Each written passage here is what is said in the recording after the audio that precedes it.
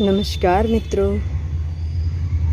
हमने last video में देखा था कि फर्स्ट पार्ट था वो, और फर्स्ट पार्ट में हमने देखा था कि कुछ ऐसे टिप्स जो बरसात में हमें अपने पौधों के ध्यान रखने के लिए मतलब फॉलो करने हैं, या जो हमारे पौधे को ख़राब होने से बचाएं।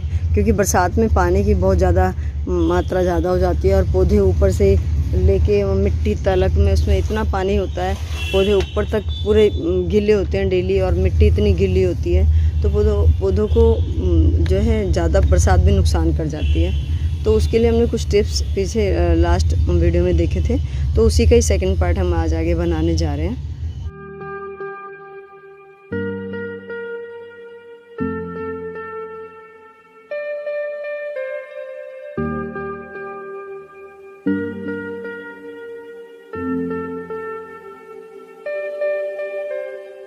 दोस्तों ये देखो, ये थोड़ा थोड़ा खाना दिया था तो देखो फ्रूट बनने शुरू हो चुके हैं। ये देखो, ये बैंगन एक बनना स्टार्ट हो चुका है।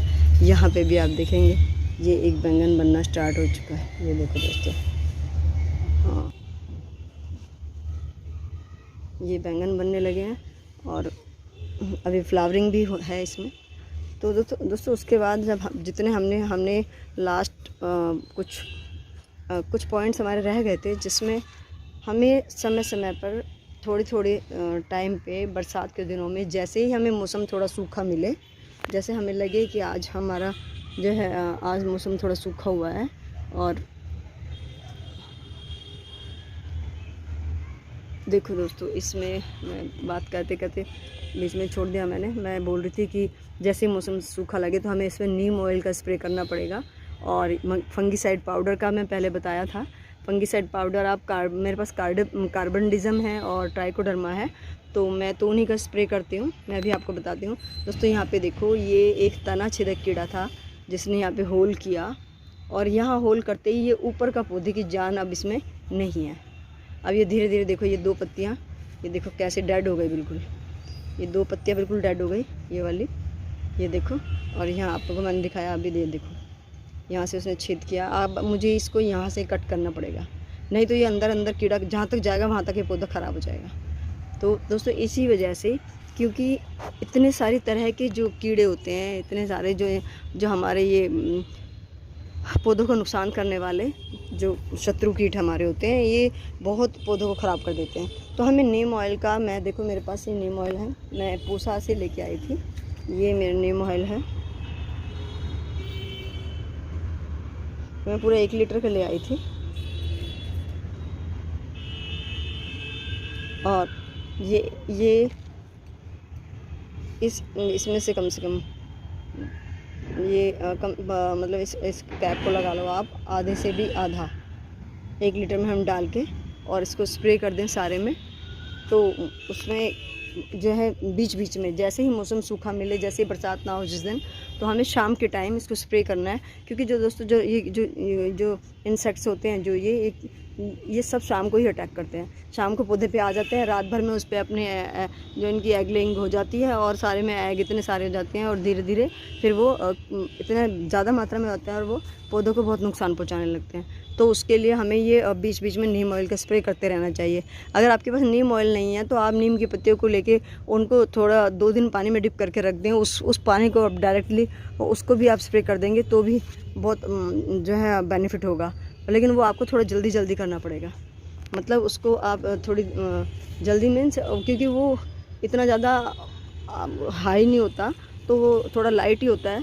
तो आप एक दिन छोड़ के एक दिन आप उसको कर सकते हैं। देखो दोस्तों, अभी फ्रूटिंग आप थोड़ा सा खाना देंगे तो फ्रूटिंग, ये देखो, वो देखो, तो फ्रूटिंग अच्छी शुरू हो जाएगी। थोड़ा सा खाना देते ही फ्रूटिंग इतनी अच्छी होएगी कि आप, ये देखो यहाँ भी गुच्छा है तोरी का, यहाँ भी गुच्छा है तोरी का, और ये देखो यहाँ भी तोरी का पूरा गुच्छा है, ये देखो, और एक वहाँ पे भी गुच्छा है, ये देखो।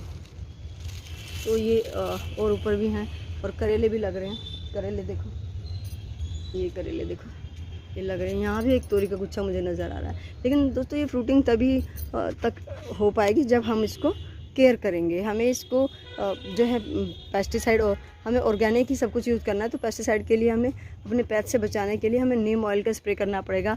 अगर आपके पास नीम का बायोएंजाइम बनाया हो तो आप वो भी दे सकते हैं। अगर आपके पास नींबू का या मौसमी के छिलकों का बायोएंजाइम है तो आप उससे भी कर सकते हैं। तो उसको स्प्रे करना बहुत ज़रूरी है। और जैसे मैंने भी बताया, पहले भी बताया था, फर्स्ट पार्ट में बताया था कि बीच बीच में पौधे ख़राब ना हो जाएं।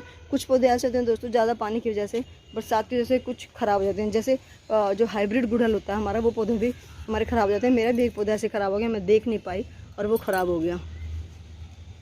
तो उन सब पे, ऐसे हाइब्रिड पौधों पे दोस्तों हमें बीच बीच में जो हमारा जैसे कि एलोवेरा का मैंने बताया था, अगर आपके पास कार्बनडिज़म या ट्राइकोडर्मा ऐसे ये सब नहीं है तो आप इसका क्या कहते हैं एलोवेरा जेल बना के, एलोवेरा मैंने बताया आपको लास्ट, मैं उसका आपको लिंक डिस्क्रिप्शन बॉक्स में दे दूँगी, क्योंकि अगर मैं सारा रिपीट करूँगी तो दोस्तों पूरी वीडियो उसी में चली जाएगी। तो आप उसमें देख लीजिएगा, उसके लिंक में दे दूँगी फर्स्ट पार्ट का। तो फंगिसाइड पाउडर को डाल के और बीच बीच में पौधों को उस फंगस से बचाने के लिए हमें मिट्टी पे भी, जैसे जिस दिन पानी देने की ज़रूरत होती है, जिस दिन सूख जाता है तो उस दिन मिट्टी पे भी और पौधों पे भी। वो दोस्तों देखो, ये कितना बड़ा करेला, मैंने देखा ही नहीं, छुपा हुआ था और मैं कितनी बार तोड़ के ले जा चुकी हूँ। और ये देखो मैंने आज देखा है। और आज भी मैं सुबह 10 करेले तोड़ के ले गई हूँ। वो इससे छोटे साइज़ के ले गई थी मैं। ये देखो दोस्तों, वाह कितना बढ़िया सुंदर है। अभी तोड़ लेती हूँ मैं इसको, और इसको मुझे अभी तोड़ना पड़ेगा। आहा, ये देखो दोस्तों कितना बड़ा, कितना सुंदर है। इसके अलावा दोस्तों, अगर हमें कोई एयर लेयरिंग करनी है, एयर लेयरिंग या फिर आपको कोई ग्राफ्टिंग करनी है तो वो आप इसी मौसम में कर लीजिए। लेकिन करने के बाद उसको कैसे करना है, कैसे कवर करना है, वो मैं अलग से वीडियो बनाऊंगी, उसमें आप देख लेना। मैं भी करने वाली हूँ। एक तो मेरी ये ब्रांच टूट गई थी चीकू की, ये देखो आंधी में मई जून में ये ब्रांच चीकू की टूट गई थी। तो मैंने उसको उसी वक्त इसमें एयर लेयरिंग कर दी थी कि अगर इसका कुछ हो जाता है तो मैंने वहीं से फटी हुई ब्रांच पे इसको बांध दिया था। तो अगर इसमें यहाँ पे रूट्स आ जाएंगी, ये देखो मैंने इसको नज़दीक से, तो मैं एयर लेयरिंग करूँगी तो मैं आपको अभी ज़रूर दिखाऊँगी। तो ये और मतलब एयर लेयरिंग से क्या होता है कि ग्राफ्टिंग से ज़्यादा मजबूत पौधा एयर लेयरिंग से बनता है। ग्राफ्टिंग में तो एक बार को थोड़ा नुकसान होने का डर रहता है पौधे का, क्योंकि जो ग्राफ्टिंग से नीचे की जो जहाँ रूट होती है बस हमें वही मिट्टी में कर सकते हैं। अगर हम ग्राफ्टिंग के ऊपर मिट्टी आ जाएगी तो हमारा पौधा ख़राब हो जाता है, मर जाता है, और उस पर ज़्यादा पानी होने से भी वो ख़राब हो जाता है।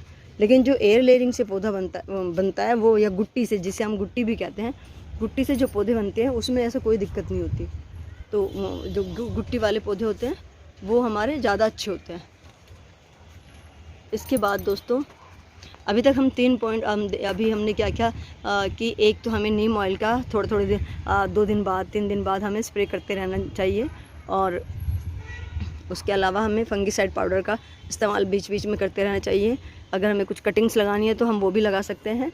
लेकिन कटिंग को हम लगाएंगे तो लगाने के बाद उसको, उसके ऊपर से कोई कुछ भी कवर करने के लिए प्लास्टिक की कोई थैली या कुछ भी जैसे ऊपर से, ताकि ऊपर से बरसात में ना भीगे वो कटिंग, तो उस तरह से हमें वो करना पड़ेगा। वो भी कटिंग भी अगर मैंने लगाई तो मैं आपको उसका भी वीडियो बताऊंगी। बरसात की कटिंग थोड़ी मुश्किल होती है दोस्तों, क्योंकि वो पानी में बार बार ज़्यादातर पानी में अगर रोज़ बारिश में भीगती रही तो वो गल जाती हैं, तो उसको हमें बहुत ध्यान रखना पड़ता है। तो ये देखो दोस्तों, मैं आपको एक पौधा दिखाती हूँ। ये ज़्यादा बारिश की वजह से देखो ये ख़राब, इसमें देखो कितनी दिक्कत। अभी मैं इसको फंगिसाइड पाउडर डालूँगी। ये देखो, ये एक तरह से ये अगर मैंने इसका अभी ध्यान नहीं दिया, मिट्टी में भी मुझे इसके फंगिसाइड पाउडर वो पानी देख करना, लेकिन अभी मिट्टी गीली है ना, तो मैं पानी नहीं वो कर सकती, पर इस पर स्प्रे कर सकती हूँ। तो मैं इस पूरे पे फंगिसाइड पाउडर का मिक्स करके कार्बनडिज़म को करती हूँ मैं। ट्राइकोडर्मा भी आप कर सकते हो, और नीम ऑयल का भी बीच बीच में करूँगी। और मिट्टी को थोड़ा सा इसको, और बहुत गीली मिट्टी है, इसका भी मुझे मिट्टी का भी थोड़ा इसका कुछ करना पड़ेगा, नहीं तो ये पौधा ख़राब हो जाएगा, बहुत ज़्यादा ख़राब हो चुका है। बरसात में दोस्तों हमारे बहुत सारे पौधे ख़राब हो जाते हैं। यहाँ पे भी देखो दोस्तों, फ्रूटिंग स्टार्ट हो चुकी है। ये जो फ्लावर्स थे फ्रूट में, ये देखो फ्रूट बनने लगे।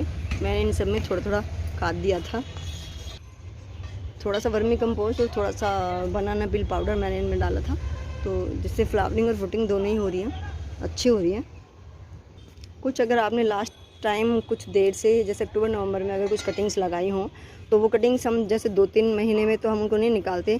मैं तो अपने लगभग 6 महीने में उनको निकालती हूँ, जैसे अगले सीज़न में मैं निकालती हूँ। अब ये मैंने ये सारे गुलदाउदी की कटिंग्स हैं जो मैंने लास्ट टाइम लगाई थी ये।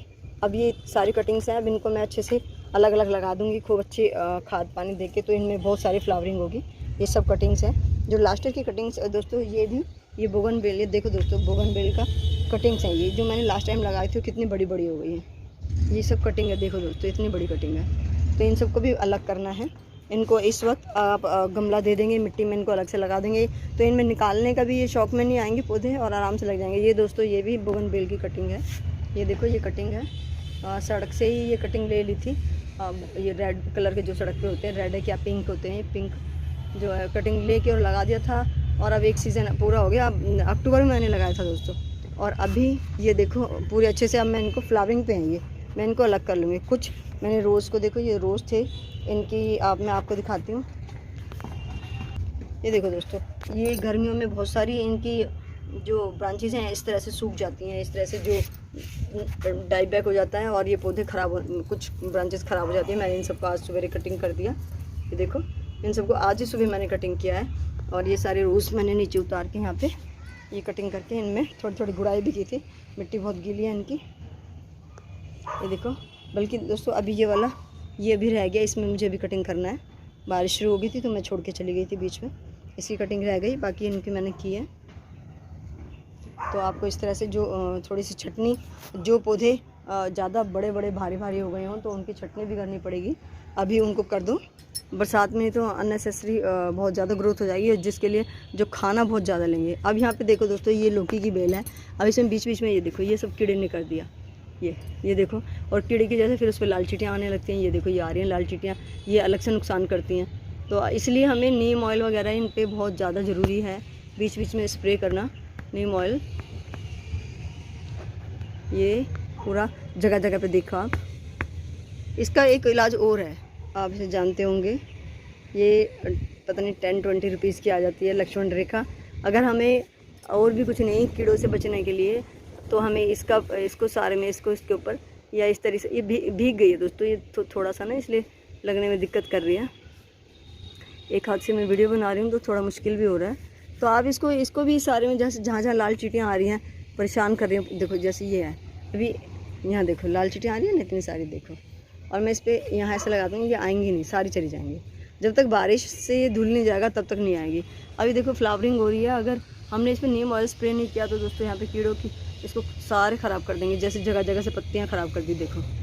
और ये बरसात में हो ही जाते हैं, कितना भी आप चाह लें। जो वाइट मक्खी होती है वो उसके जो अंडे होते हैं उससे एक सुंडी टाइप एक कीड़ा होता है वो निकलता है, और वो फिर सारे में ऐसे फैलता रहता है। वो इतने स्पीड से फैलता है दोस्तों,